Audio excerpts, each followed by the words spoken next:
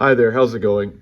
So I just wanted to start off this video, maybe explaining who I think the plainclothes officer was who basically answered the 911 call that was made to the Shermans, right? They believe that it was like 10 or 11 doors down, but there was a mysterious 911 call that obviously couldn't be traced because it was probably made on a cell phone. Now, Kevin Donovan states that he believes there was a plainclothes officer that was caught on camera that parked in the Sherman's front driveway. So this is important because the only footage the police have released has been the mysterious walking man video suspect. So because Kevin Donovan, he says that he thinks a plainclothes officer was there. He says that there was a murder lookout and that the murder lookout essentially was the accomplice to the actual murderer. So one has to ask the question, well, who was the plainclothes officer, right?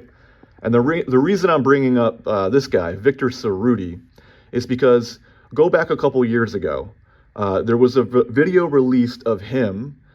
He's a Division 53 officer. However, I believe Division 33's own Twitter page, they released a video essentially explaining from Viktor Sarudi that he was on online private investigator sites like web sleuths,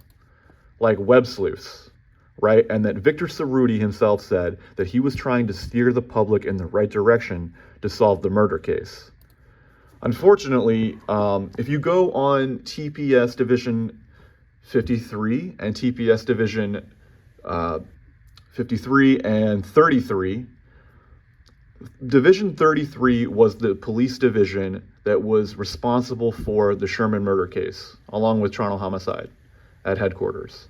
But if you go to either pages from either divisions, you'll see there's a missing timeline. When you think that there would be Barry and Honey Sherman murder case content released, like an issued statement by police, there's a missing timeline there, and there's no such video. So, that doesn't indicate anything too suspicious, right?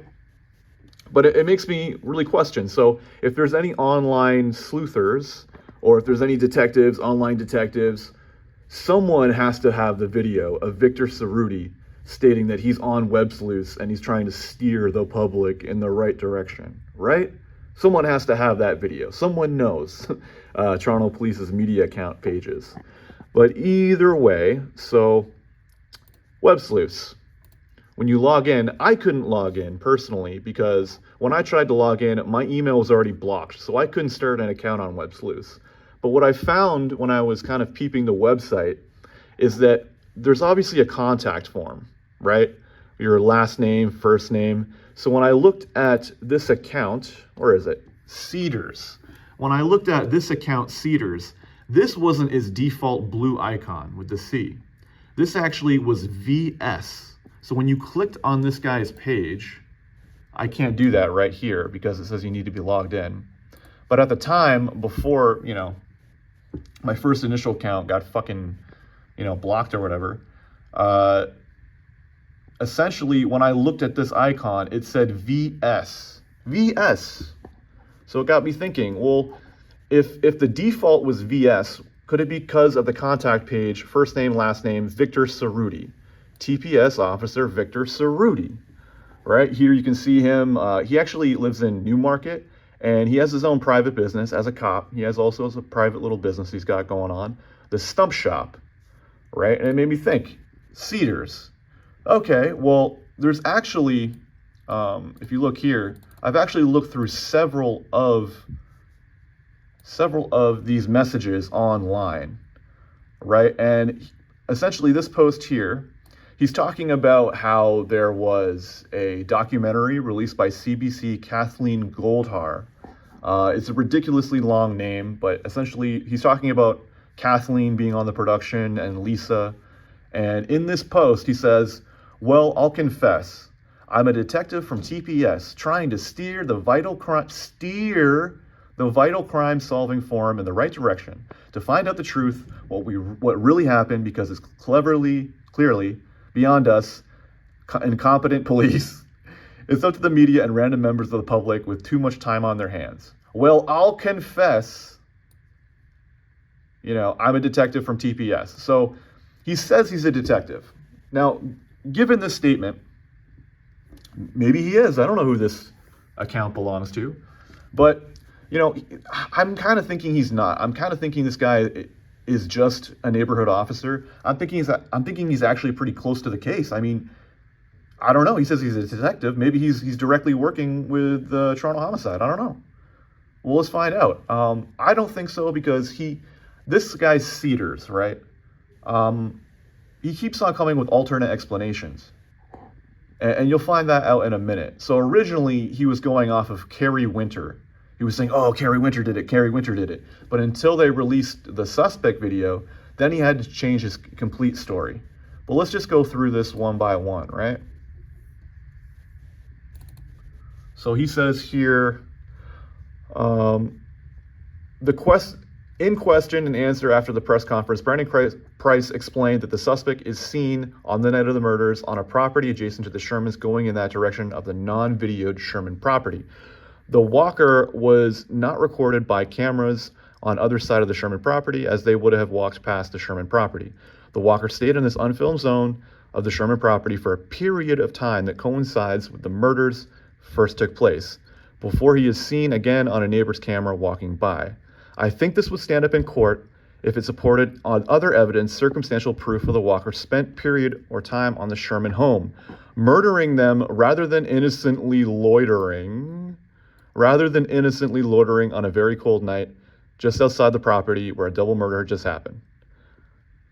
So I'm not one to be a grammar Nazi, but I don't know. From a forensic point of view, I could take out these commas. This could be a run-on sentence or whatever. But it's interesting. He says, rather than innocently loitering, right? Because if the only footage the Toronto police have is the walking man suspect, then it would make sense that if you were trying to deflect from that being true, you would say that this person wasn't innocently loitering, which the Toronto police, to be fair, have no proof that this guy wasn't innocently loitering or loitering at all. He was in the neighborhood walking. Why would he be loitering? I don't know. So we know that this person is a cop. We know that he's directly tied to the case in some way or form. I agree, in my opinion, TPS would never waste time physically hanging around the home like that. No? In my opinion, that's true behavior of a minion of some sort, who was afraid of getting into trouble by letting down a client who expected them to wait. I think it's up to the 911 operator to decide whether to hang up the call, which doesn't answer and call back. So he keeps on going again to the operator call. So if he's the officer, Viktor Sarudi, that went to the Shermans, why deflect from the 911 call? Why? I guess Toronto police are just super secretive, maybe, I guess. But it's interesting, right? It is interesting. I agree, in my opinion, TPS would never waste time physically hanging around the home like that. But then who was the plainclothes officer?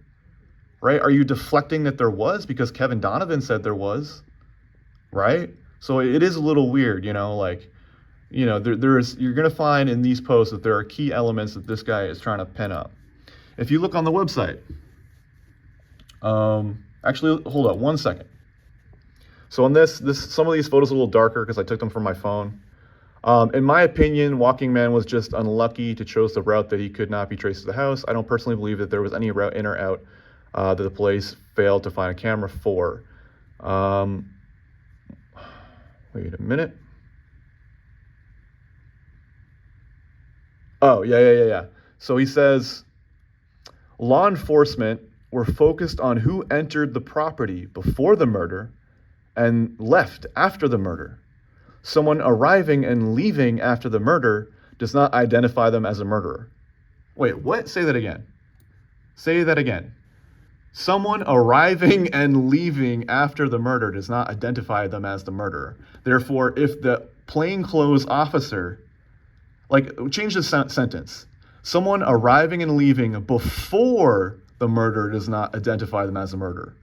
Why aren't you making that distinction? Someone arriving and leaving after or before? Why would the distinction matter? Because if you were there right? I mean, are you afraid of getting into trouble? Is that why? Right? Law enforcement were focused who entered on the property. Okay, but was law enforcement the one parked in the Sherman's driveway? Interesting. Okay. So just to go back, again, this is Viktor Sarudi, Cedars, Stump Shop, it's all in the name, right? It's great branding. Personally, I don't think a top detective would basically take his biggest fucking, hobby and then just post it up. But then again, I'm not a detective, so don't worry what I got to say. But you can see this guy's quite active, on Instagram. He's active. He's out in the community, which is good. He's like a humble guy. He's got the dad pants on, the cargos. Yeah, smile like that. Nothing could go wrong, right? So I'm just saying, I'm not making any speculation here, but could it be, right? Like, if this guy's so close to the case, you know what? I think if anyone's online sleuthers, whatever, ask Viktor Sarudi, because remember that video. Remember the video that I think Division 33 released, where Viktor himself was on camera saying he was trying to steer the online community in the right direction. You know what? Maybe he is. Maybe he's not a detective, but maybe he is very close to the case. You know what? You should ask him. You should go to Newmarket and ask Viktor Sarudi. Viktor Sarudi, Division 53, as you can see here, right? Boom. Viktor Sarudi, Neighborhood Community Officer Team 1, Thorncliffe Park. Bam. Neighborhood officer. All right, continuing on. This is about, again, the 911 operator, right? He goes into detail about how phones are harder to trace, right? Which I think is a key detail, because that would explain why he was there in the first place. But the funny thing is that Cedars, I think he knows a lot about this neighborhood, because just a personal aside, when I was born long ago, my family lived on Old Colony Road. My father couldn't afford a nicer home closer to downtown. It was outer fringe of Toronto with a huge lot and small modest ranchers, blah, blah, blah. No swimming pools. We had to move away from my father's job, and it broke my mother's heart. So although I don't remember it, I spent my life hearing of her lament about having to leave the paradise on Old Colony Road. So he has a tragic backstory. Look at that. He even has a tragic backstory going back to Old Colony Road. What do you know? Humble beginnings. But no one was there, right? Maybe he had good intentions, Viktor Sarudi. Maybe Viktor Sarudi had good intentions. So I would ask Viktor Sarudi, right? If he had good intentions, maybe he's just trying to deflect from, look, he responds to Bobby Pearl. Yes, agree that it is possible, but why put the lockbox on the front door then? Why not put the lockbox on the door if you plan to use the key?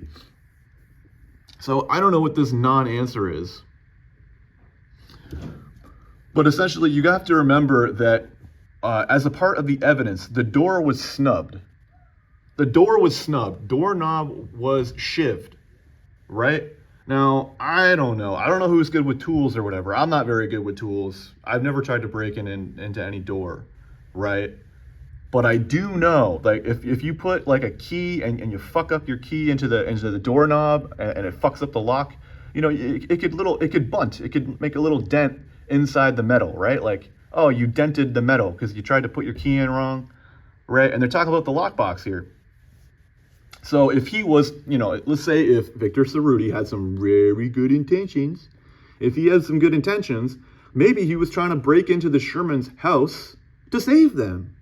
Maybe he was this valiant hero. That makes sense. He was trying to save the Shermans. Yay, policing our heroes.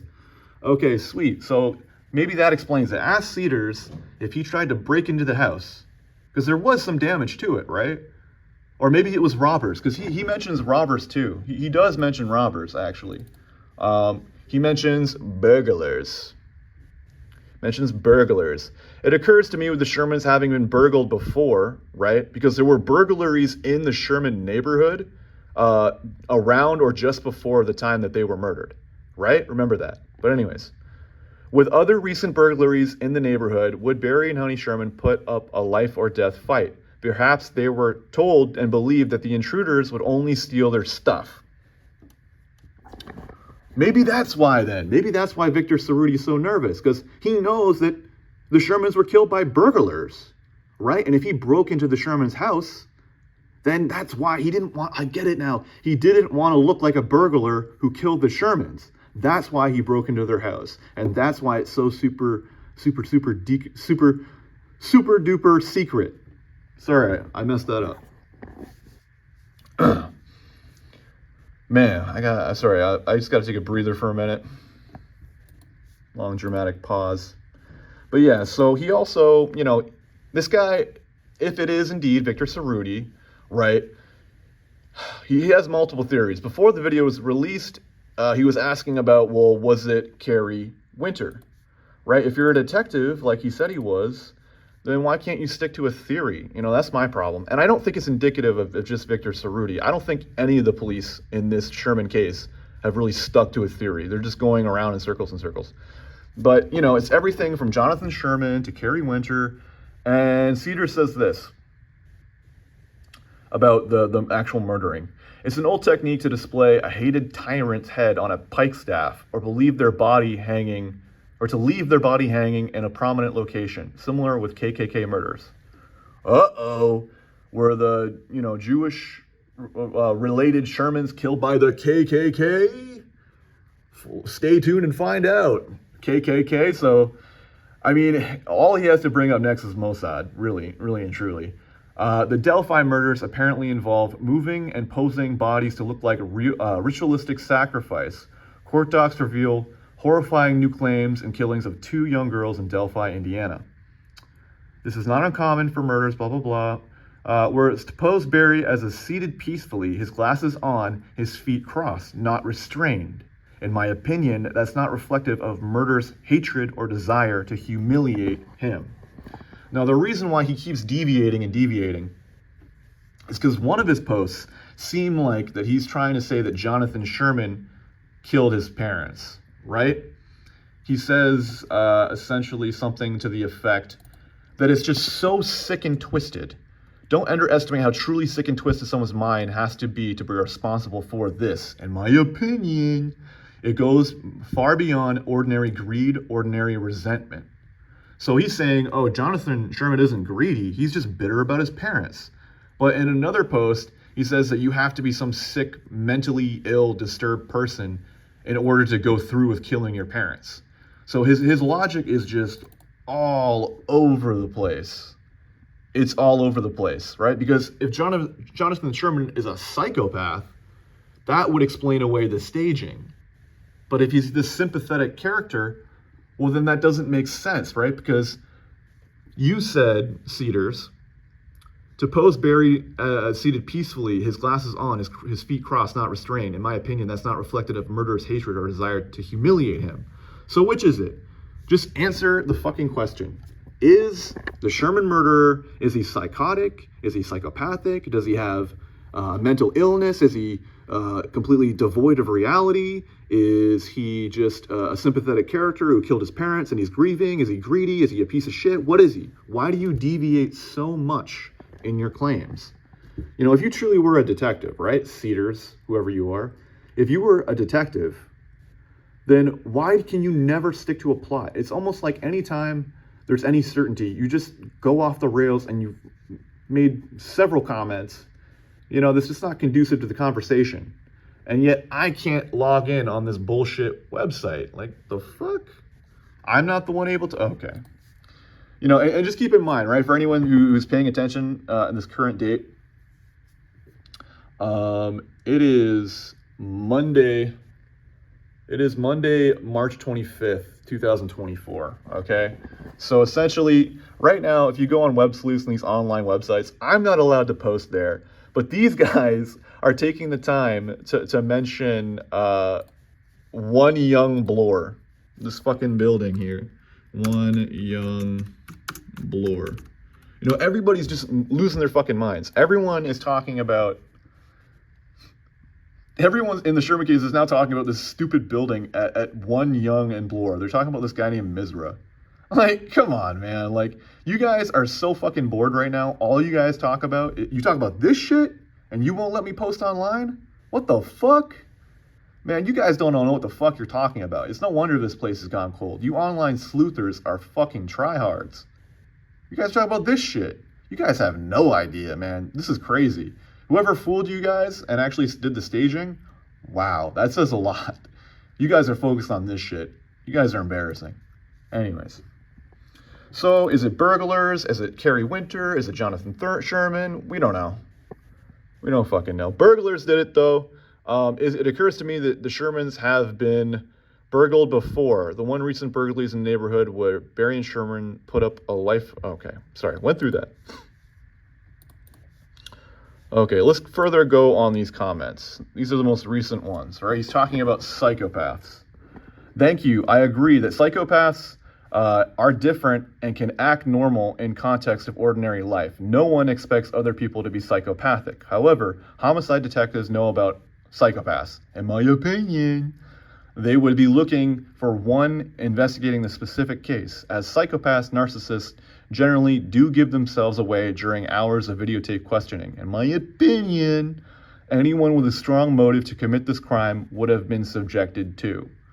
So, you know, someone is responding to his points, saying, I understand your points, but you cannot assume that a murderer who planned this normal in any way, that they didn't have a facade. If this person is a psychopath, I strongly agree and suspect that then all bets are off where normal morals and emotions are concerned. So, you know, for someone who's talking about, you know, the motives of the killer, this guy talks about personal greed. He talks about being sadistic. It just goes on and on and on in circles, you know. But either way, I'm just going to leave it up to you. I'm going to leave it here. This video has kind of gone on. But I'm just going to leave it with this. This guy, Viktor Sarudi. Viktor Sarudi. Oh, wait a second. All right, this guy, Viktor Sarudi. Now, Viktor, please, I want you to come forward and I want you to tell us, for one, were you the plainclothes officer that was parked in the Sherman's driveway? Right? Because maybe you had good intentions. You know, maybe you got a leg up on this. Maybe you know something. Maybe you were trying to stop a burglary, right? Like the door had a marking on it, like someone was trying to break in. Maybe you were trying to save the Sherman's life. And you know what, Viktor? I find that so commendable of you. Really and truly, man. Like, if anyone knows, Viktor Sarudi lives at Newmarket. I believe his wife is Victoria. She owns this place called Threads of Joy. You know, this guy here, he owns a Ford 150. He has, you know, a business called the Stump Shop. You know, he works on cedar and juniper stumps. Isn't that creative? It's awesome. Well, you know, maybe, you know, if this guy's such a family man, he's such a good guy, you know, I believe in Viktor Sarudi. I really do. Member of the community. He's got a Rona deal. He's got a Timberlands Pro deal. He's doing stuff, you know, he's got a future ahead of him. You know, thank God for this guy. So, you know what, everyone, online sleuthers, maybe ask the question, find the video from Division 53, if it's still up, or Division 53 or 33 or whatever. Find the video of him saying that he was on Web Sleuths. Maybe he was the plainclothes officer. Maybe we can finally figure this out, right? Maybe the reason why Kevin Donovan thought that there was a murder lookout is because he mistaked the two footage. Maybe that's what Kevin Donovan. Maybe he was like, oh, you know, I know there's two people because the police literally showed me. Now, that second person, did it look like Viktor Sarudi? I want to know if this tragic hero was the one he was trying to save the Shermans and answer that 911 call. I want to know. And you do too. So go to Newmarket, ask Viktor Sarudi, are you a superhero cop? What did you do with the Shermans? Thanks, everybody. Just dialing that in. Have a great day. Don't sweat it. Breathe easy.